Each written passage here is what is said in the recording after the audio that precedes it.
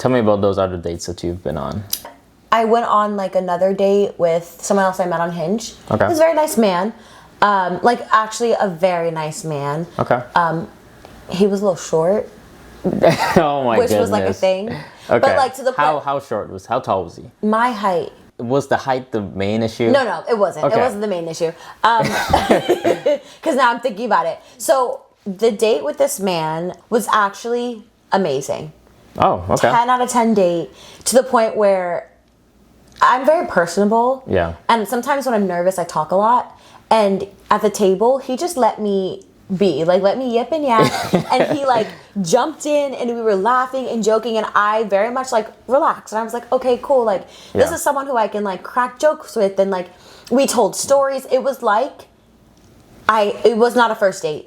Okay. Like, it felt like I had been on multiple dates with this guy to the point where we actually stayed at the restaurant when they were closing. But we talked for, like, I don't know, maybe 3 weeks-ish, or maybe, okay. Yeah, it wasn't that long. That's pretty short. Yeah, it's pretty short. We had gone on a couple of dates, but the part that turned me off was he shared with me his previous situation, and it was too much. Like, to the point where when he told me about the situation, I thought it was like a year ago, right? So going back to like not wanting to be with someone who was recently involved. Yeah.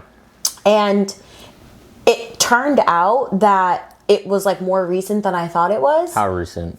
I met him in May, like the beginning of May. Okay. And it was like February, January. And for context, what was the situation? He was involved with a married woman, but he didn't know.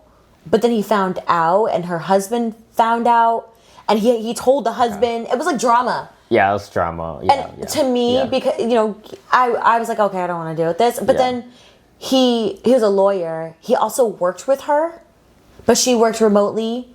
Okay. But she was like taking the train to New York to see. It was just a lot. But then she was pregnant.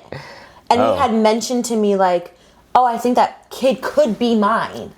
And that's when I was like, okay, Michael, like, I really like you, but this isn't going to work. Like, I think you need to go and figure out your situation.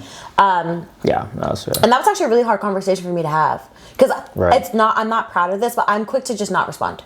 Right. Or, like, I'm an okay kind of girl. And, like, at some point, like, it was an opportunity for me to grow, right? To have that conversation, like I mentioned, Michael, I really like you, but I don't think this is going to work because X, Y, and Z. Any other situation, I literally would not have responded to him. Like, he would text me, and I would be like, I would ghost him. Actually, I've ghosted people before. Wow. I'm not proud of that, but this is I'm very non-confrontational. So, like, I hate conflict and conversation, right? So, but he was the first time where I was like, okay, Michael, like, I really like you. I really enjoy spending time with you, but you have this situation. I think you need to go figure this out, and you're short. I didn't tell him that part, I agree with that. Yeah. I'm the type of person, I tend to stay clear of drama. Yes. I run away from it. Yeah. Because I just don't want any drama in my life. Mm-hmm. And I could totally understand that. That was a lot. And it sounds like he was still in that situation. Yeah. It's like, that was a lot. Yeah. And when he was telling me about it, I kind of was like, huh?